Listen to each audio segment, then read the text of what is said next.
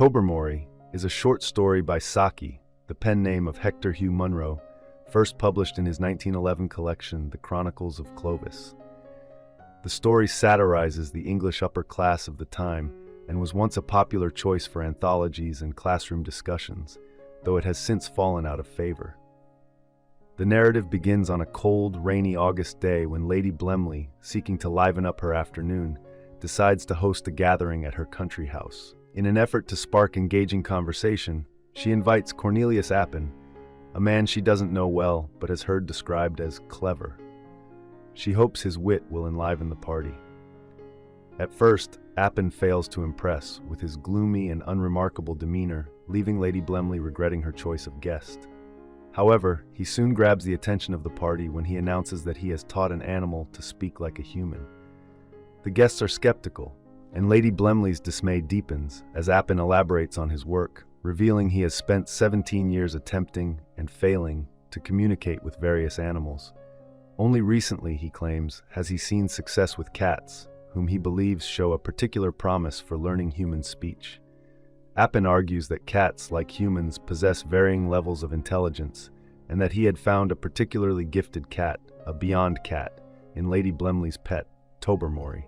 He insists that Tobermory can now speak fluently, just like any human at the table. The guests are incredulous and ask if the cat can only say a few simple words, but Appin dismisses this idea. To prove his claim, Sir Wilfrid, one of the guests, is sent to fetch the cat. When Sir Wilfrid returns, visibly shaken, he confirms the unbelievable. Upon speaking to the cat, Tobermory casually responded that he would come when ready. The guests are stunned, and a lively debate erupts. Just then, Tobermory himself enters the room, and the room falls silent in awe. Lady Blemley offers Tobermory some milk, which the cat graciously accepts, and then proceeds to make several remarks that leave no doubt in the minds of the guests that he is indeed speaking. When one of the guests, Mavis Pellington, inquires about Tobermory's thoughts on human intelligence, the cat asks her to be more specific.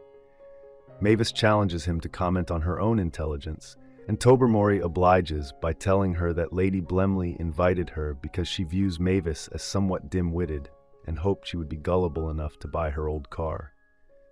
The tense atmosphere is momentarily broken when Major Barfield, attempting to shift the conversation, asks Tobermory about his alleged affair with a tortoiseshell cat from the stables.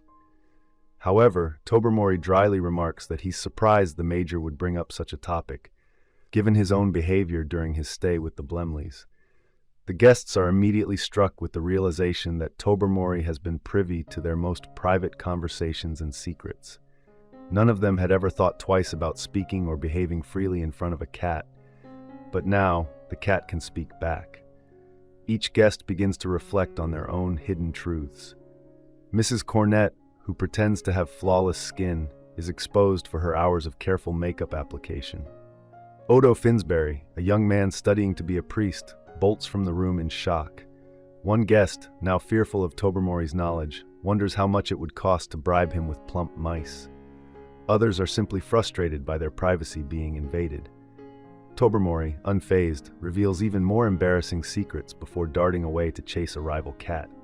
Mr. Appin soon finds himself the target of the guests' anger. Their primary concern now becomes whether Tobermory might teach other cats to speak, and Appin concedes that it is not entirely out of the question. The guests, along with Lady Blemley, agree that Tobermory must be eliminated before he can cause more trouble. Appin protests, arguing about the value of his work, but they insist he should continue his research at the zoo, where the animals are caged and cannot disrupt society. Sir Wilfrid is tasked with killing the cat, while the other guests, now stranded due to train schedules, are forced to endure a tense evening of uncomfortable conversation, waiting for Tobermory to return. However, the cat never comes back. The next morning, Tobermory's body is found, clearly the victim of the rival cat he had pursued the day before. As for Mr. Appin, he meets a tragic end of his own, trampled to death by an elephant he had been working with at the zoo. Clovis, ever the wit, suggests that if Appin had been trying to teach the elephant German irregular verbs, he got what he deserved. I hope you enjoyed this video. Leave a like if you did, and be sure to subscribe. Thank you.